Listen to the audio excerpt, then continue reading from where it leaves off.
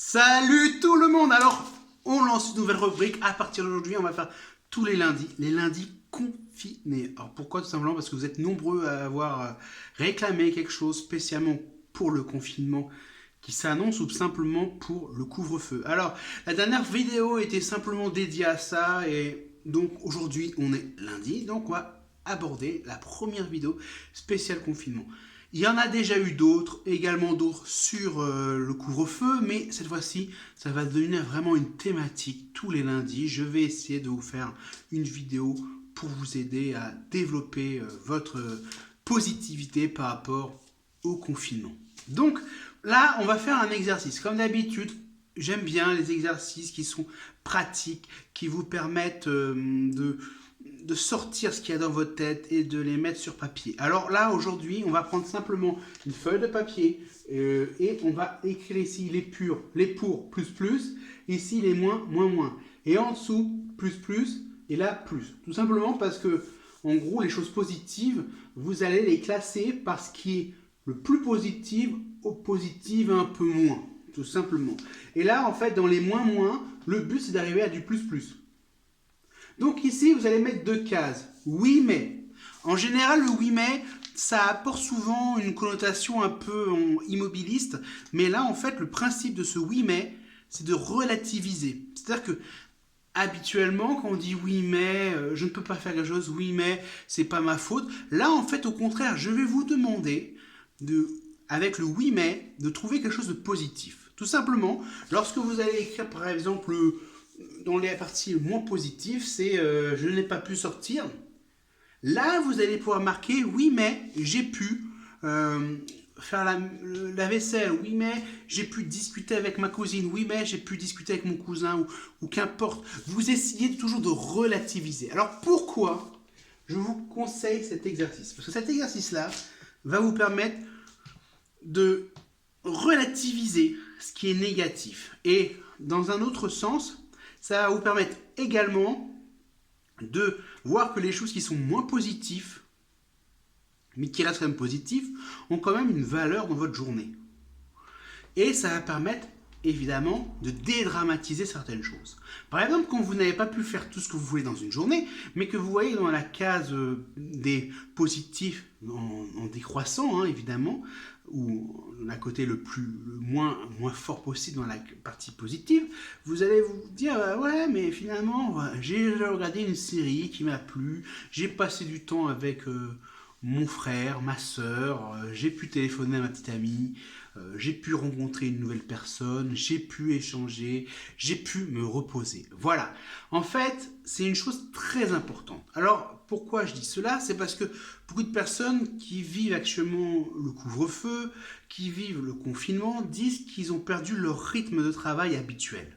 Et là, en fait, en permettant d'utiliser cet outil-là que je vous ai donné par classification et par transition, vous allez pouvoir relativiser quelque chose qui n'est pas forcément saillant en termes de positivité dans votre vie. Parce qu'en fait, c'est quelque chose qui est très important. Bien souvent, on a tendance à s'accrocher aux choses négatives et on ne voit pas les choses positives.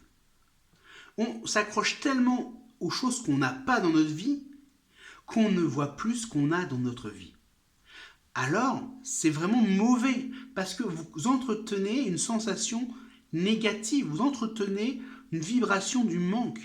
Et le fait que vous vibrez tout le temps en négatif, ça fait que vous n'apportez pas des choses positives dans votre vie. Parce qu'en gros, vous avez tout qui est nécessaire à votre bonheur, mais vous êtes accroché à des choses qui sont négatives. Et là, vous êtes là en disant, mais oh, qu'est-ce qui se passe? J'ai pas ça, j'ai pas ça. Par exemple, le plus fort à faire, c'est par exemple si vous n'êtes pas en couple, si vous vous sentez vraiment seul, vous n'êtes pas copain, il faut vous poser une question, est-ce que vous voulez être en couple pour être en couple ou est-ce que vous voulez rencontrer par hasard quelqu'un avec qui vous allez lier une grande affection, avec qui il va se passer quelque chose et là, vous mettre en couple? Parce que la grande problématique, c'est que souvent on veut quelque chose pour combler un manque. Sauf que ça ne marche pas comme ça. On ne peut pas dire je vais être en couple pour être en couple. C'est comme aussi quand, par exemple, vous n'arrivez pas à avoir une personne spécifique, quand vous êtes focalisé sur une seule et même personne, vous n'êtes pas amoureux de cette personne-là. Vous désirez simplement posséder cette personne-là pour combler un manque. C'est simplement ça le problème. Et donc là, si vous faites ce genre d'exercice-là, vous allez vous rendre compte que tout ce que vous avez de négatif dans votre vie, certains ne le sont pas. C'est votre point de vue par rapport à une situation, c'est votre point de vue par rapport à quelque chose qui est négatif. Parce qu'en fait, vous avez une sorte de vue focalisée sur un aspect du problème ou sur un seul endroit de l'équation. Et c'est ça, il faut en fait défocaliser, prendre tout dans sa grandeur et dans sa globalité, et là on se rend compte que beaucoup de choses qui nous semblent négatives, en fait, elles ne sont pas si négatives que ça. Il y a plusieurs coachs en développement qui ont souvent dit la chose suivante, c'est que lorsque vous avez des personnes qui ne vous répondent pas, lorsque vous n'avez pas de clients, c'est peut-être le moment pour commencer à travailler sur vous et développer de nouvelles choses. Utilisez la créativité pour proposer de nouvelles choses. Et peut-être avec ces nouvelles choses, vous allez pouvoir trouver de nouveaux clients. Et c'est ça, ça vous permet aussi de vous reposer, de vous refaire un stock d'énergie pour quand ça va redémarrer. Voilà, c'était Julien du blog lemecquipasse.fr. Il y a un groupe Facebook qui a été ouvert. Il est privé, il est réservé aux personnes qui sont des gros fans du premiers temps. Et progressivement, je vais mettre en place une sorte de collecte de dons. Vous pouvez donner des dons si ça vous chante, mais les vidéos continueront à rester gratuites. Mais on va régulièrement échanger sur ce groupe-là. Voilà, je vous dis à tous et à toutes une très très bonne journée. Prenez soin de vous et rendez-vous lundi prochain pour la vidéo du confiné. Et on va continuer comme ça, ensemble, pour essayer de rester positif. Prenez soin de vous et bon lundi!